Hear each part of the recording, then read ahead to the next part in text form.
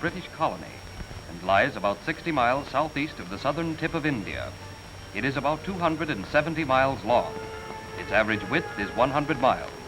The area of the entire island is about 25,000 square.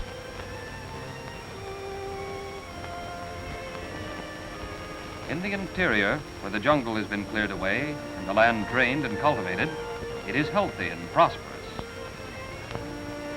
Domesticated buffalo are used to plow the rice fields, which are extensive.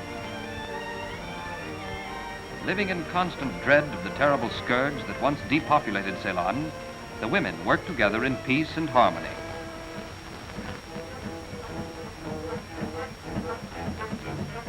Outwardly, these simple creatures are happy and contented. But in the dead of the tropical night, fear clutches their hearts like a vice. Of what are they afraid?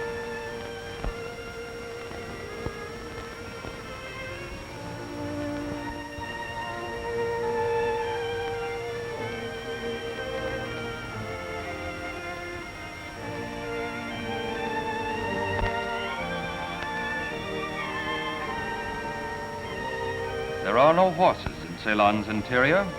The buffalo is king.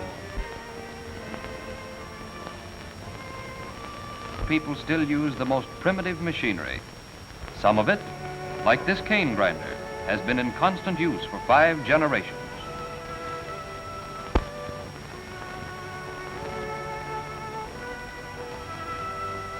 As in most Oriental countries, the women share the work with their men.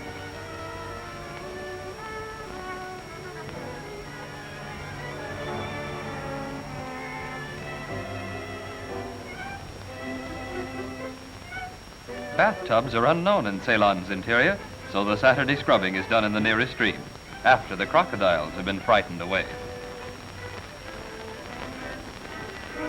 Tito the boy is 14. Minta, the girl, is 12. They will soon be married. The peacock, Ceylon's symbol of immortality.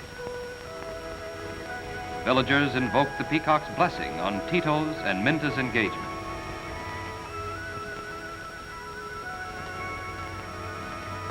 The peacock, arrogant beauty, demands constant attention. He is tendered the choicest food.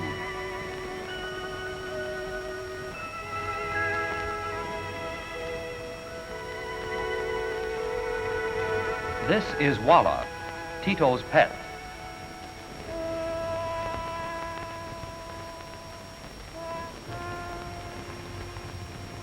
No wonder Walla got out of the way.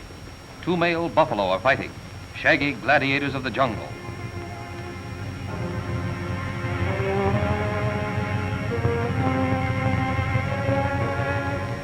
What horrible creatures are these that suddenly blacken the skies?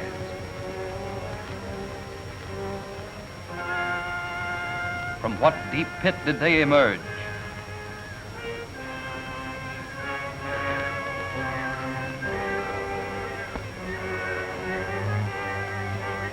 Their keen noses scent blood. Their sharp eyes vision a horrible feast. Misshapen imps of Satan supported on wings of death. They surround the village and clearings like an army of destruction.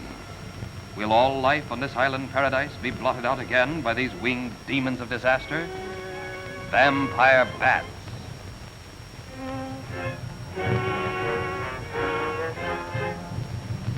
Secure in his divine immortality, the peacock flaunts his feathered beauty in the face of death.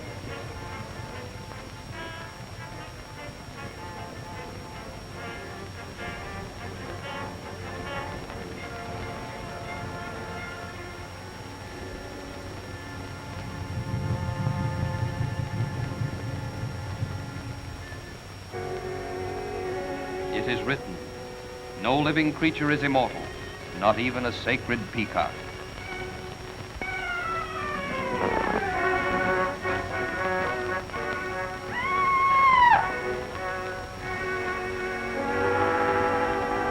The jungle drums beat their message of the black scourge that has struck down human life. From the rice fields and the tea plantations, the terror-stricken natives hurry to join the village elders, who will decide how to attack the vampire bats.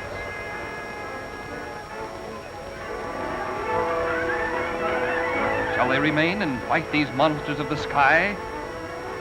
Or shall they flee the pestilence that may soon turn the peaceful village into a jungle morgue?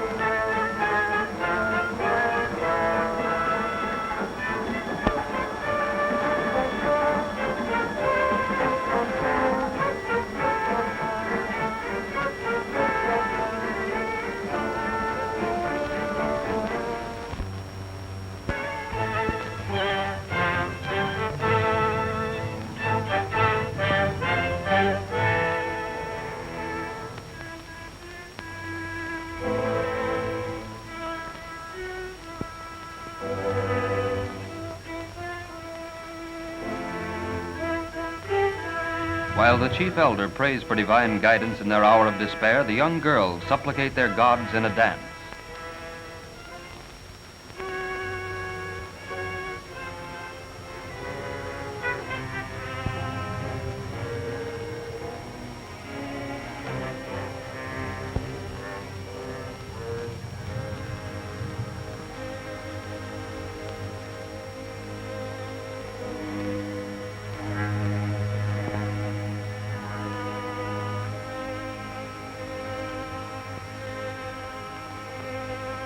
All through the moonlit jungle night, the natives beat off the invaders. The village survived the long hours of terror, all but one young boy whose body has just been found.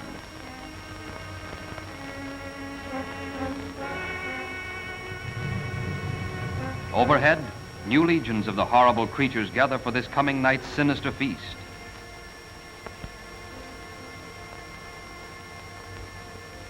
Walla the chimpanzee doesn't like vampire bats. And he doesn't like being a prisoner either.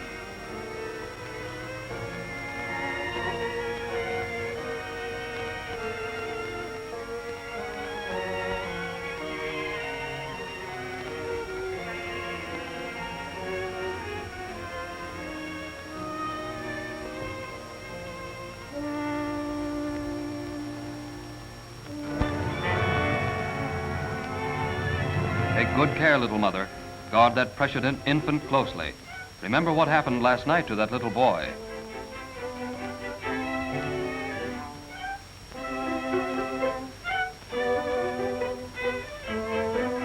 The natives load their meager belongings into the oxen-drawn carts for the long trek into the wilderness that will be their new home.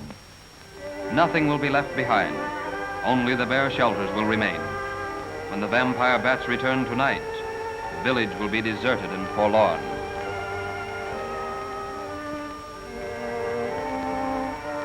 But what of the dangers that lurk in the swamp and jungle? A great spotted leopard with fangs like bayonets and claws of steel. The herds of wild elephants which guard the lush valleys beyond the mountains. Monster crocodiles that hide their scaly bodies under the slime-covered surfaces of muddy streams. Wild hogs whose slashing tusks can sever legs from straining bodies. Snakes, 30 feet long, whose coils can squeeze life from a grown man in a few seconds. Poisonous reptiles which strike from overhanging branches, and venomous serpents which hide in the tall jungle grass. This little band will face these dangers and many more. They have chosen, for good or ill, rather a quick death in the jungle than a victim of the dread vampire bat.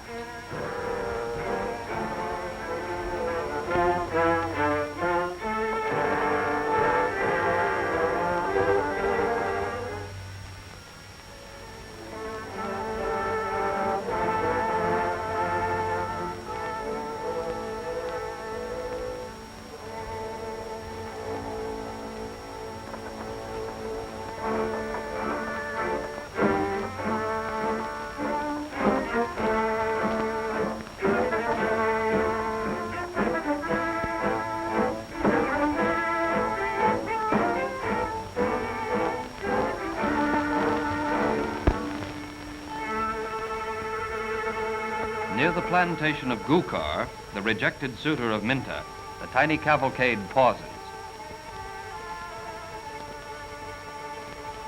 Minta rejected Gukar because he is selfish and cruel.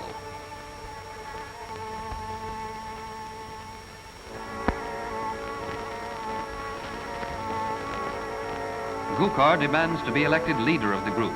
He is a guide. He knows of a valley where rice will grow in abundance, where there are no vampire bats to frighten cowards. Caravan marches on.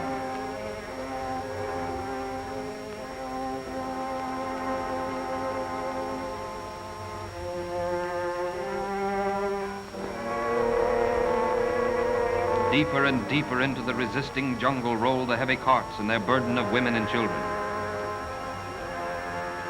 No paved roads here, only soft yielding soil. The heat is intense. The stings of swarms of strange insects would drive a white man mad. Here the bats they have left behind has fortified these brown bodies against such small things as insect bites.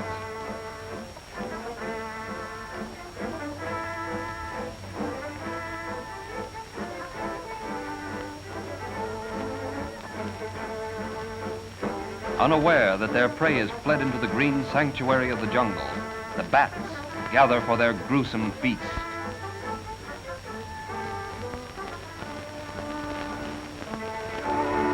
Through ooze and slime, the carts continue to roll toward the waiting haven beyond the high mountain walls.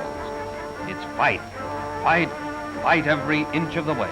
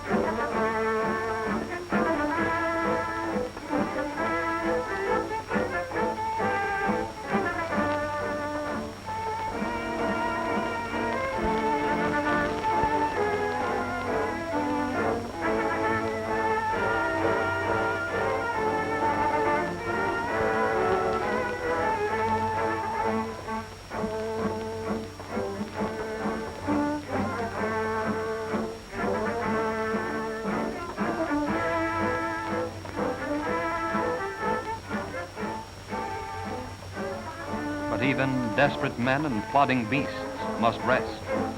So a hasty camp is made in the steaming jungle swamp.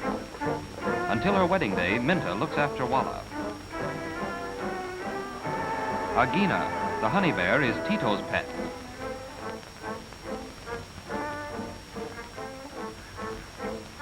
Minta was right in refusing Gukar.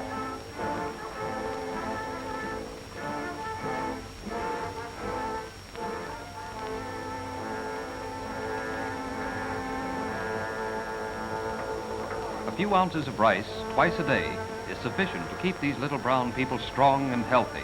And do they enjoy their food?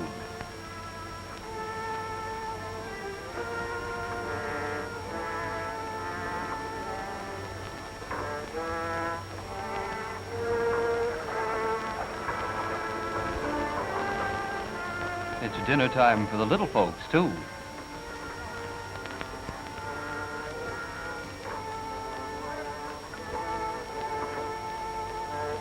Unlike his fellow voyagers, who are never cruel to animals, Gukar vents his spite on helpless Walla.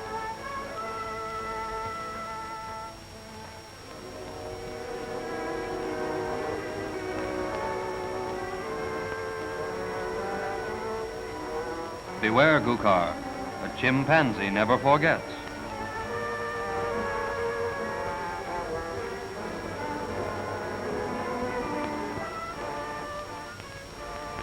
With Tito, her fiancé, always near, the jungle has no terrors for Minta.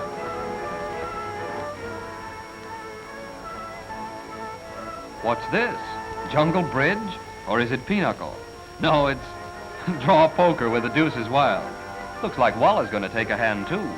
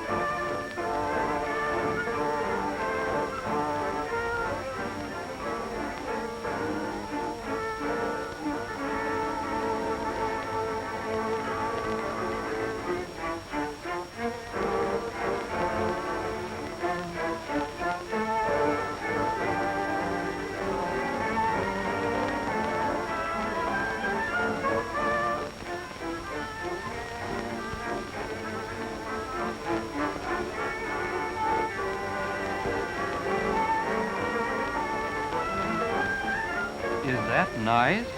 Gukar deserved what he got, but what harm has Agina ever done you, you bet? Lies the traveler's gold.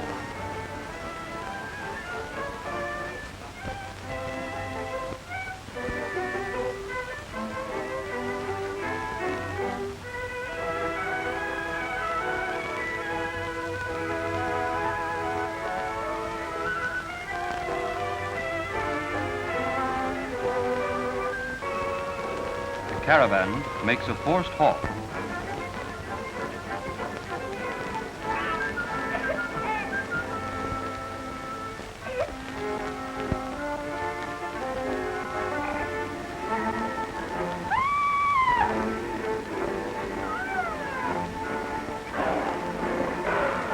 great cat has had his revenge. The mother is dead, another victim of the evil spirit.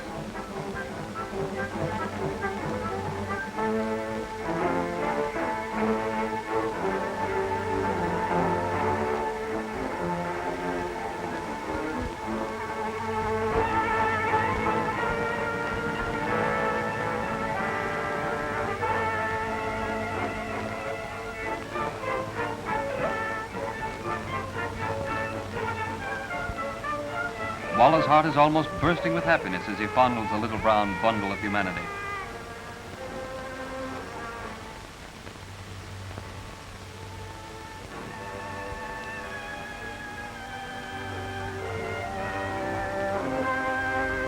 The intense heat makes an immediate funeral imperative.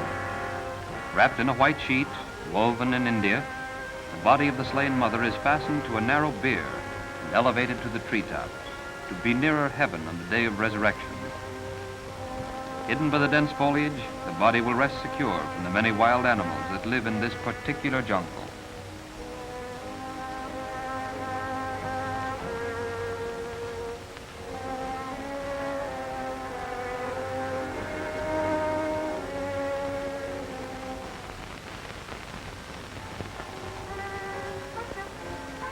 Tito swings a mean axe. Is he trying to cut down that big tree without any help whatever?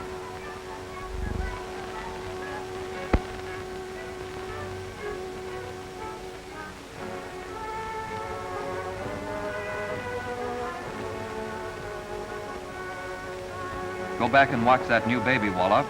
This is a man's job. A wild bee's nest, honey, sweet morsels for the sweetest of sweethearts.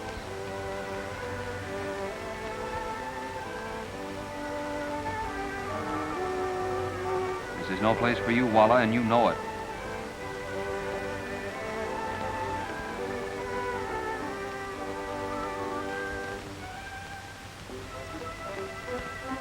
Careful, Walla.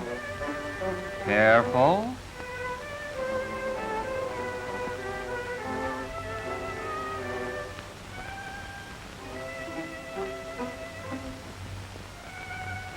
Mother Nature's candy store. Wild honey improves with age. Some of this honey is several years old. Shame on you, Walla, robbing those bees.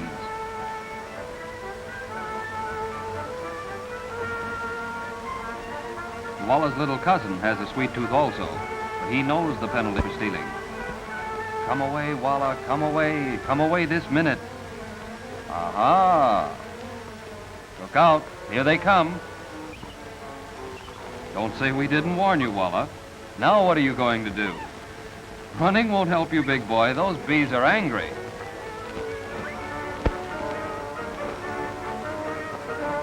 Walla will know better next time. When those bees finish with him, he'll have more stingers in his tender hide than a porcupine has quills.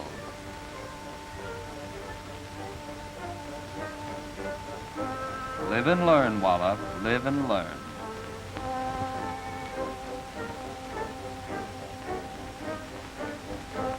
Cousin Monkey thinks so, too.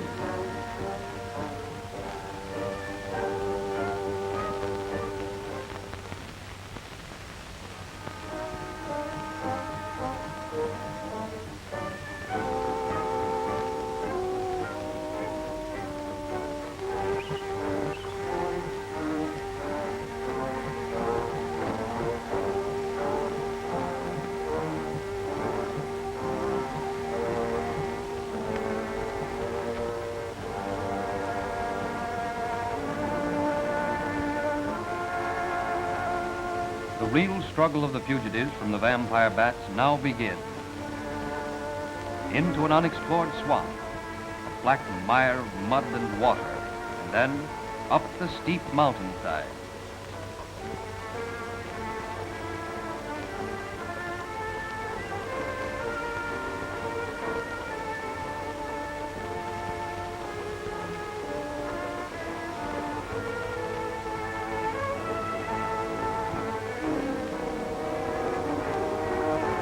Up, up, up, 2,000 feet to the top, where the vultures nest, and where leopards make the night hideous with their hungry cries.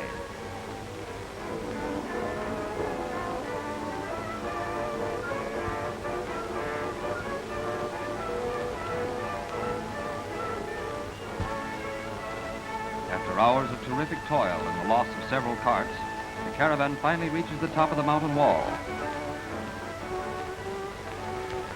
Been a hard trip, hasn't it, Judy?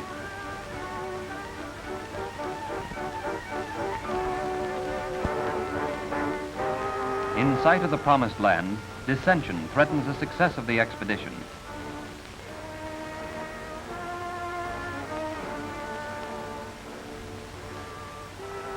Tito, deeply religious, wants a sign from the valley gods that the caravan will be welcome. Gukar, who believes only in himself, demands that the caravan continue down the trail under his leadership without the test. The majority of the travelers agree with Gukar.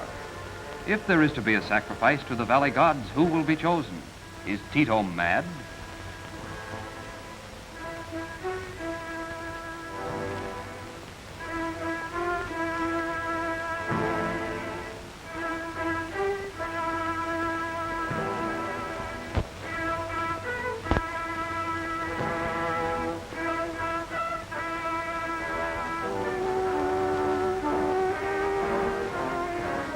Even Minta, Tito's bride-to-be, is ashamed of her sweetheart.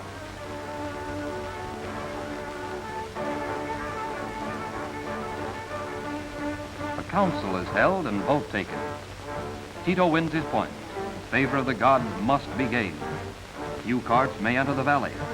Tito will remain on the crest for the sacrifice.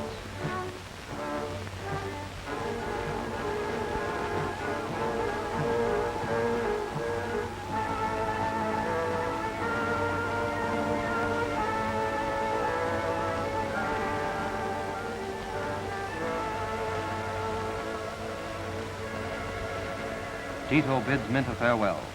Tender embrace, and Minta joins her companions to make the dangerous descent into the great valley without Tito's guiding hand.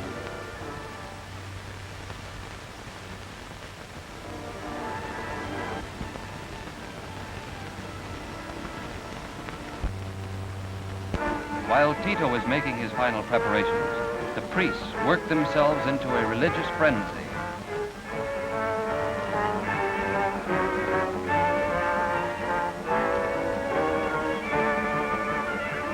Staccato beat of the holy drums send their message deep into the jungle below where the valley gods are waiting.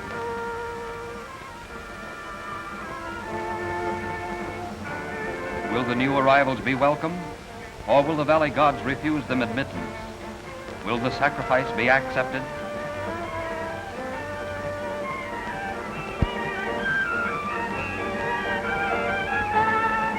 The ropes the women have woven are fastened to the sacrifice cart.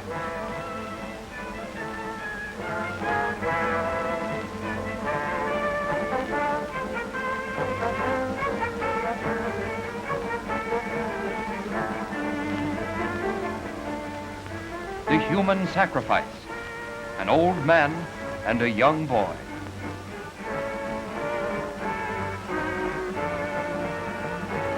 If the valley gods are willing to accept the fugitives from the vampires, both the old man and the young boy will die. If the cart and its two passengers survive, then the little brown people will have to seek another haven, still deeper in the jungle.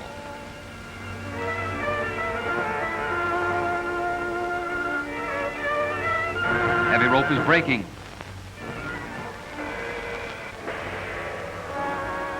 Valley gods are smiling.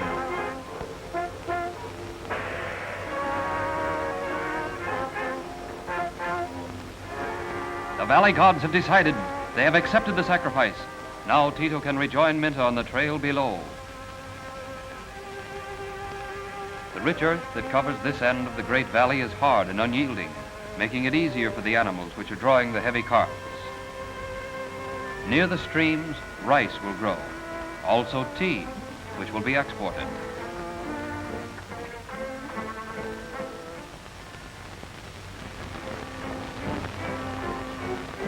Protected on all sides with the high mountains, the valley jungle is an asylum and refuge for the many wild animals which have come here to escape the dangers elsewhere.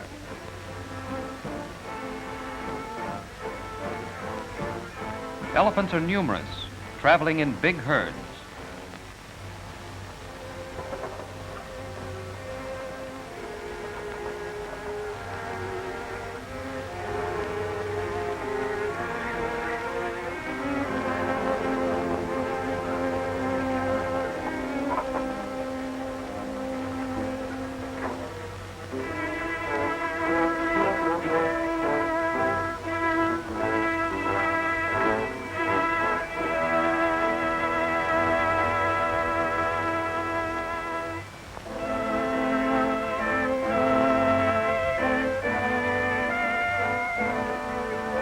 Ceylon has practically every variety of animal found in nearby India. Scientists declare that the island was once a part of southern India and was separated from the parent continent by some gigantic disturbance, like an earthquake, or perhaps a series of tidal waves. The people, too, of Ceylon closely resemble those of India.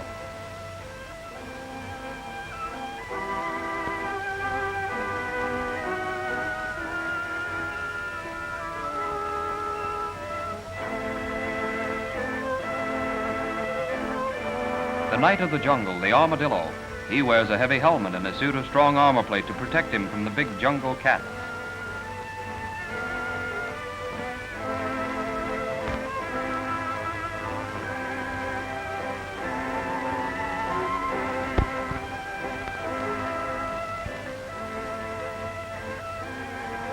Giant pythons are also found in Ceylon.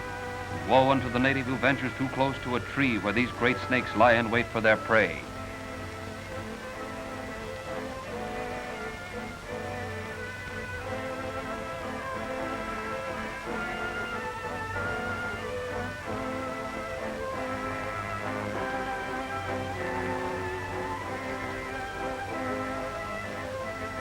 The acrobats of Ceylon welcome Tito and Minta and the rest of the newcomers with an impromptu performance.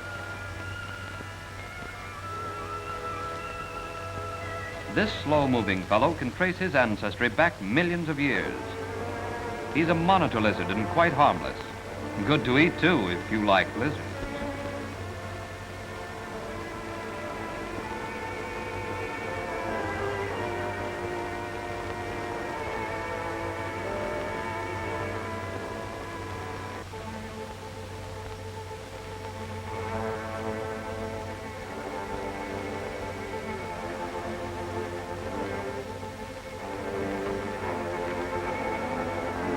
The leopard is hungry, and here is food. Just a couple of appetizers for a big cat like this.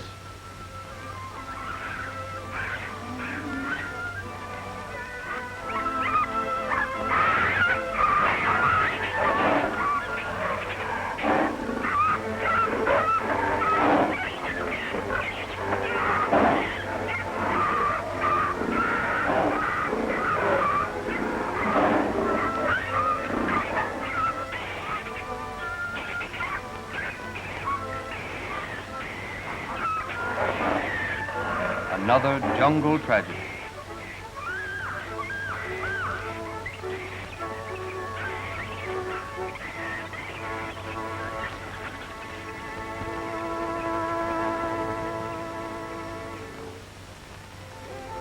Seeking pure water, our travelers plunge deeper and deeper into the pathless jungle. They know they'll find a fresh spring or stream eventually, for haven't the gods of the valley smiled and accepted their sacrifice?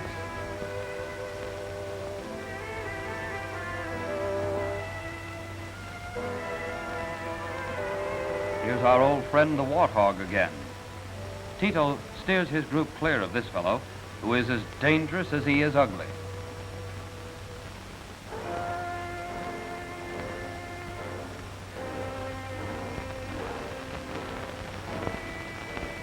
Apparently heedless of what may lie before them, each traveler is keenly alert to the spotted death which may be waiting to strike down and devour the laggard, or one grown too weary to continue.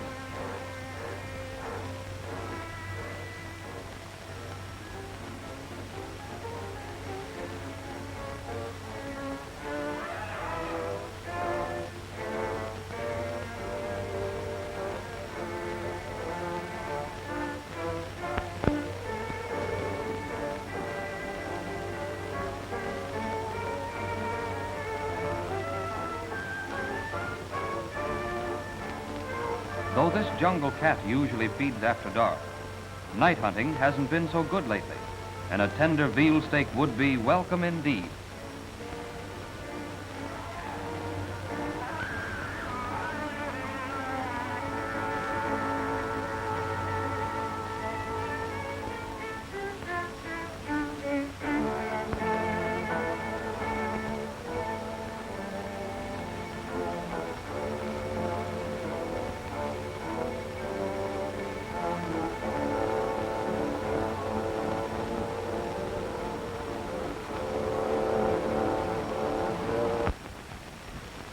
rest for tired brown bodies which have toiled unceasingly for nearly a week. But necessary repairs must be made to the carts, which are continually breaking down.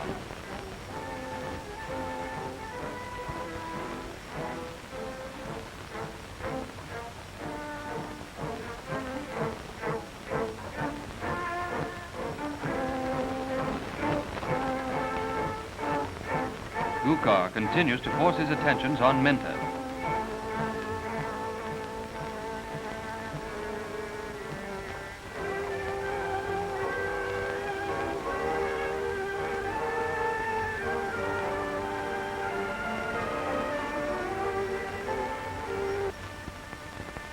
Despite the hardships of the journey and Gukar's continual tormenting of the patient girl, Tito and Minta are supremely happy.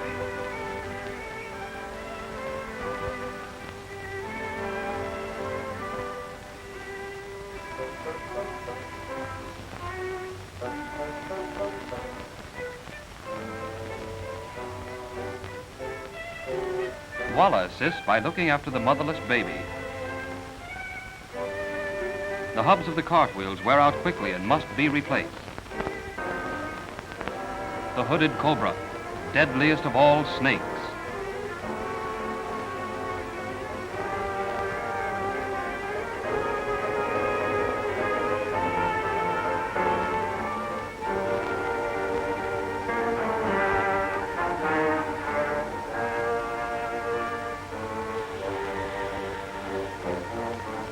Every village has a tame mongoose, the most useful of all tropical animals to guard the children from snakes. It is the only living creature which has the courage to attack the cobra.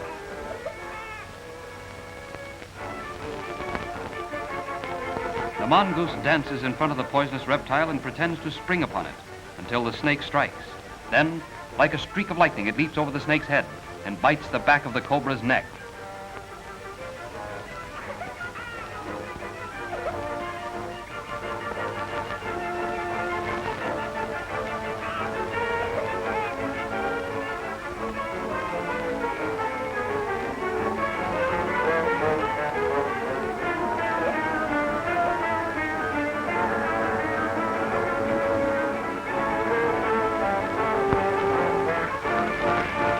Like all good fights, this one too has an enthusiastic gallery.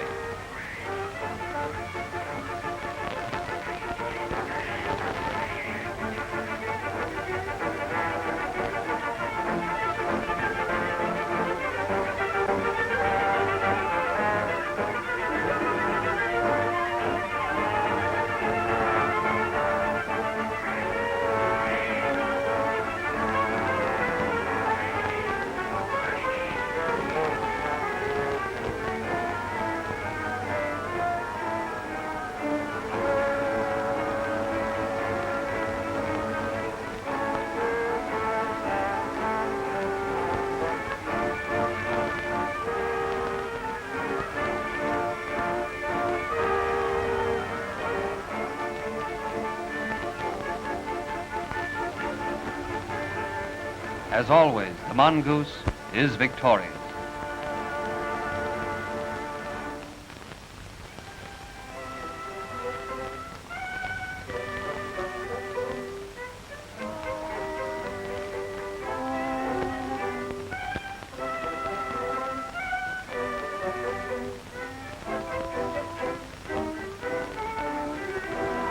Nothing can be hidden away from Walla.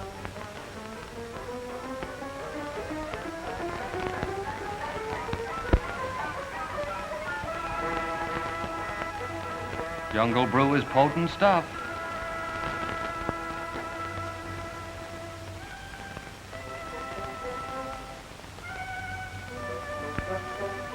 Crocodiles, scaly monsters of the jungle streams, feared alike by man and beast.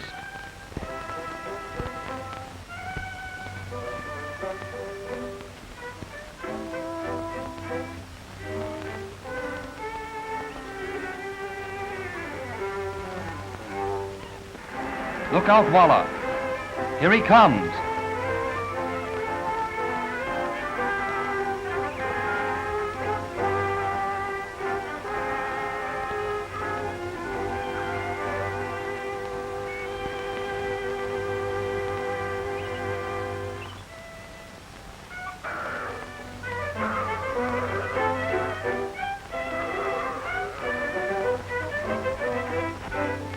Where's that jug?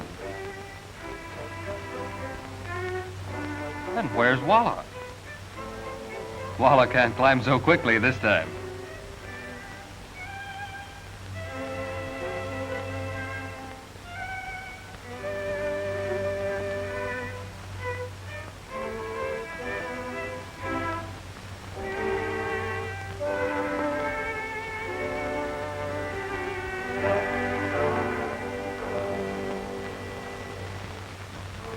The python, man-eating jungle snake. The protective coloring of these immense snakes makes it possible for them to attach themselves to trees, and it is difficult to distinguish the snakes from the branches. When fully grown, they measure 30 feet long. Their bodies are sometimes as big as a man's thigh. Pythons have no poison fangs. They squeeze their victims to death. Minta's aged grandfather seeks a moment's rest at the foot of the tree in which the python is hiding.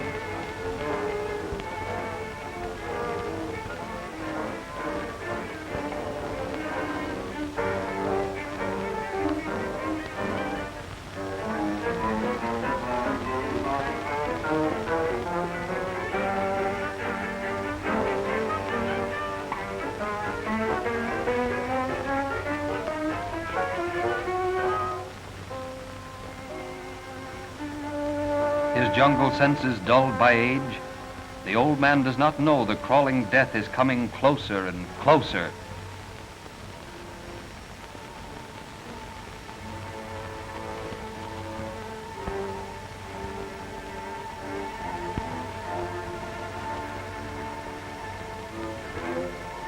Minta's grandfather is reported missing. A search party sets out to find him.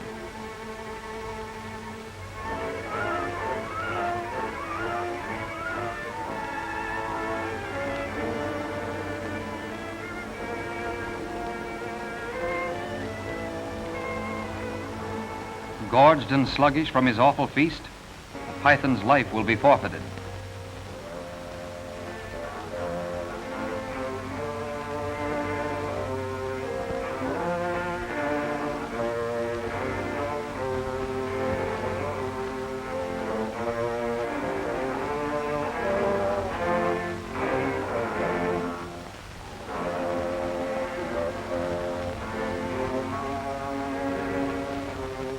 Unlike the woman who was slain with the big leopard, Minta's grandfather is buried in the ground, for the snake has defiled the corpse, which must be purified by the earth.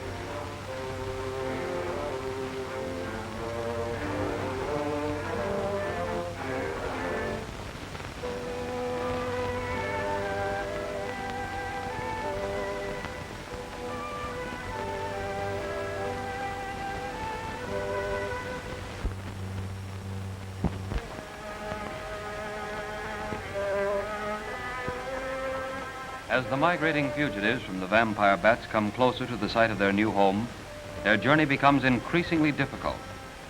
They must hack a wide path, miles long through the dense undergrowth before reaching their goal. Their hearts are light, even though their weary bodies are ready to drop from hunger and fatigue. Reconnaissance parties have been sent ahead to find water. Fighting scouts are on both flanks, ready to sacrifice their lives, if need be, for those who remain with the carts.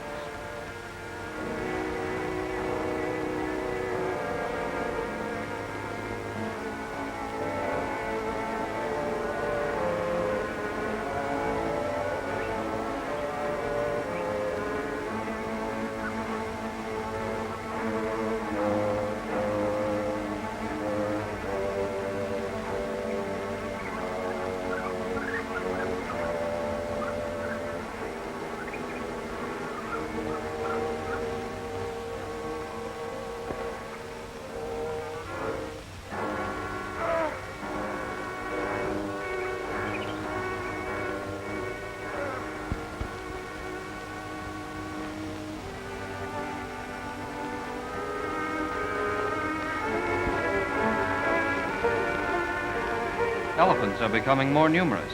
This is a good sign. For where there are elephants, there are no vampire bats.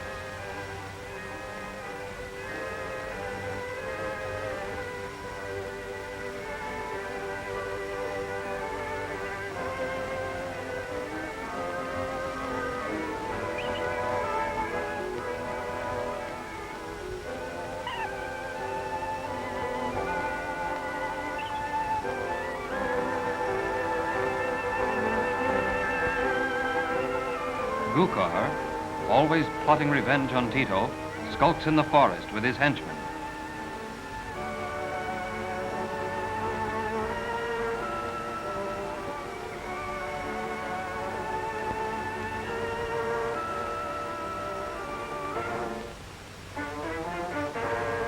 Wise in the ways of the jungle, Gukar entices the baby elephant from its mother's side.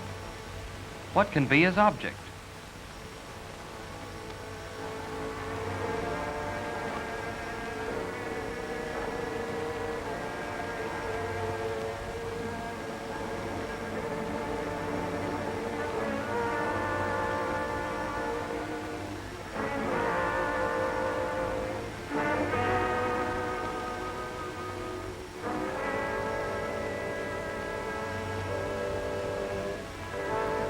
Kidnapping an elephant. Gukar will never get away with it.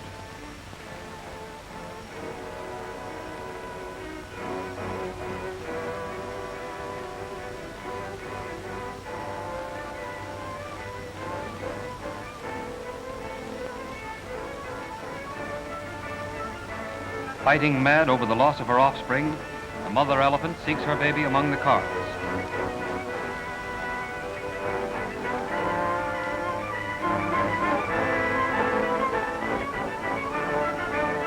Thoroughly enraged, the mother elephant will destroy all in her path.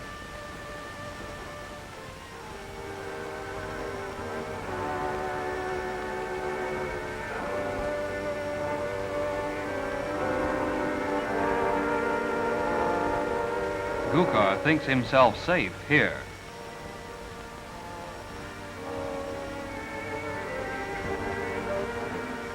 The wise elephant attacks Gukar's hiding place first.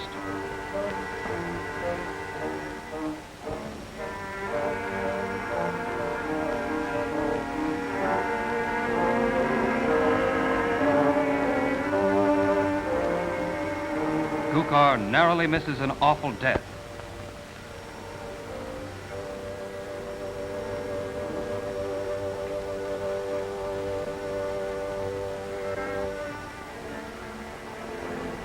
With agility born of desperate fear, Minta and Gukar seek safety in the treetops.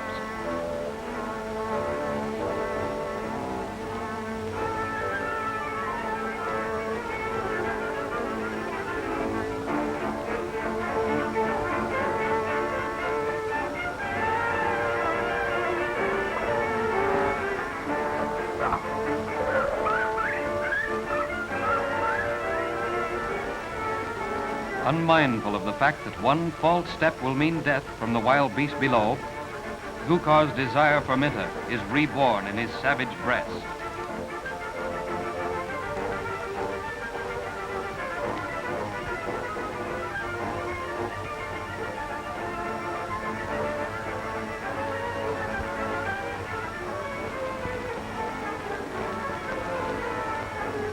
Minta's cries bring Tito in from scout duty.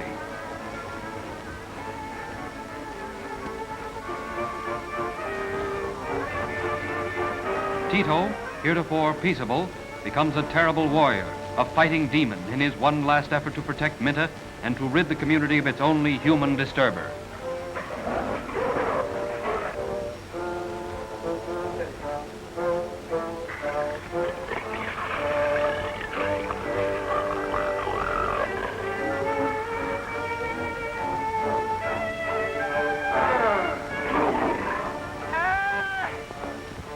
Price of treachery. Gukar's death removes the last obstacle to Tito and Minta's happiness in the valley. Victory. The goal has been reached. Deep in the valley, new homes will be built, and the little brown people will resume their lives, unmolested by the horrible fox that flies like a bird.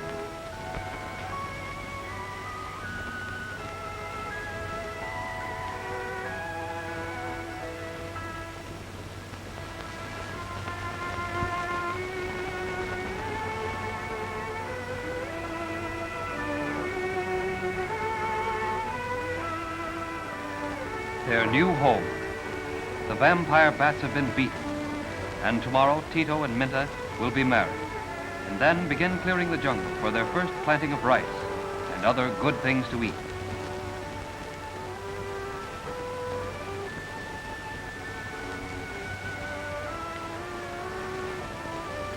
And Walla too is happy, tenderly caring for the little brown orphan.